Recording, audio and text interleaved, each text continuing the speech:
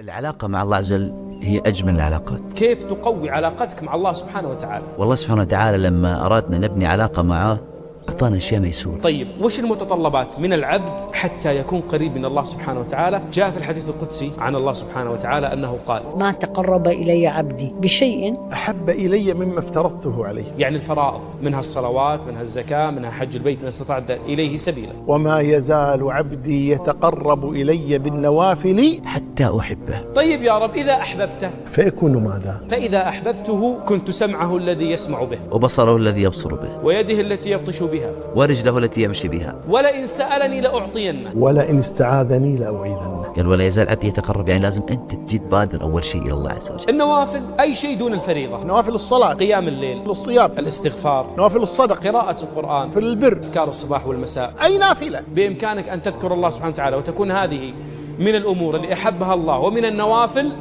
فيحبك الله سبحانه وتعالى ويقربك. تدري إيش يعني الله يحبك؟ يحفظ سمعنا فلا نسمع إلا ما يحب، يحفظ بصرنا فلا نرى إلا ما نحب، ويحب يحفظ أيدينا فلا نكتب ولا نعمل بأيدينا إلا ما يحب ونحب، يحفظ أرجلنا فلا نمشي إلا إلى ما يحب ونحب.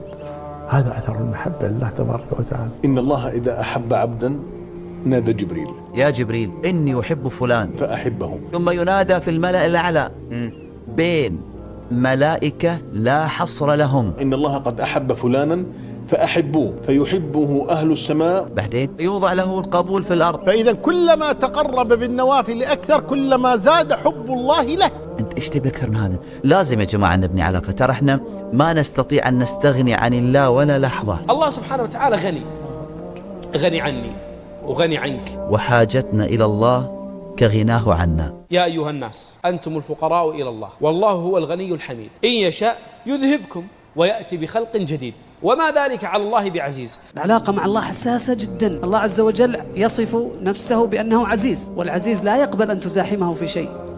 لو تفكر هذا لله بس دخل بضي معه، الله يقول تركته وشركه، يعني والذي أشركني به. وكريم تعطيه يعطيك أكثر، ولذلك من تقرب إلي شبرا تقربت إليه ذراعا. من أكرم الآن؟ الله عز وجل. لكن لاحظ العبارة: من تقرب إلي. من اللي يبدأ الخطوة الأولى؟ إحنا. الله عزيز.